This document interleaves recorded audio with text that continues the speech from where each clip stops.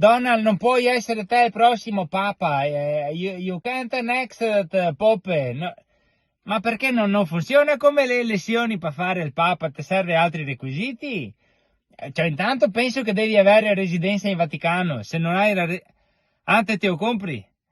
Ma non so se SIPI è in vendita al Vaticano, però è piccolo, prova magari, si te dà a Groenlandia forse.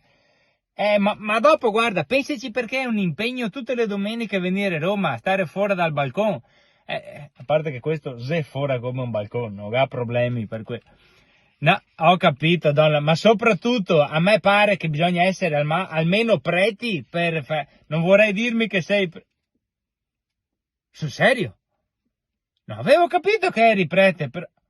Ma effettivamente pensando che Donald Trump, hai ragione, non avevo pensato, scusa, non... ora prova, dai, Donald, ascolta, in bocca al lupo per il tuo conclave, ora.